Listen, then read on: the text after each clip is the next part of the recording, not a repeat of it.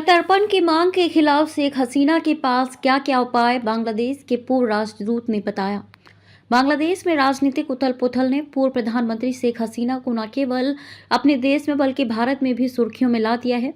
मोहम्मद यूनुस के नेतृत्व वाली बांग्लादेश की अंतरिम सरकार ने एक डिप्लोमेटिक वर्बल नोट के जरिए भारत से शेख हसीना के प्रत्यर्पण की मांग की है।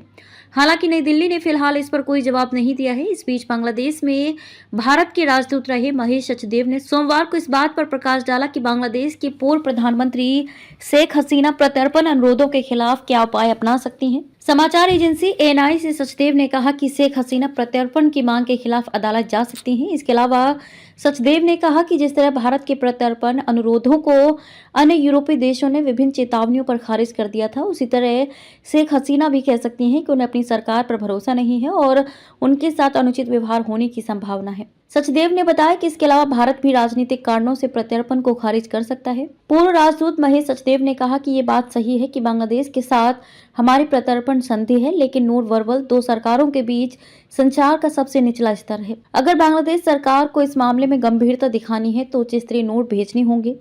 दूसरा, भारत और बांग्लादेश के बीच प्रत्यर्पण संधि में कई चेतावनियां हैं जो राजनीतिक मुद्दों के मामले में प्रत्यर्पण को खारिज करती हैं। इसमें आपराधिक मुद्दों को राजनीतिक विचारों से बाहर रखा गया है। उन्होंने बताया कि 2013 में भारत और बांग्लादेश के बीच हुई प्रत्यर्पण संधि में राजनीतिक अपराध अपवाद का एक प्रावधान शामिल है, जिसके तहत इस संधि के अनुच्छेद 6 में कहा गया है कि ऐसा प्रत्यर्पण अनुरोध अस्वीकार किया जा सकता है जो राजनीतिक प्रकृति का अपराध हो। इसके अलावा इसी संधि के अनुच्छेद 8 में प्रत्यर्पण से इनकार करने के आधारों की एक सूची भी दी गई है, जिसमें कहा गया है कि किसी व्यक्ति को भारत उस स्थिति में भी प्रत्यर्पित नहीं कर सकता जब उसे यह आभास हो कि प्रत्यर्पण किए जाने वाले के खिलाफ लगाए गए आरोप न्याय संगत नहीं लग रहे हों और उसमें सियासी साजिश नजर आ रही हो।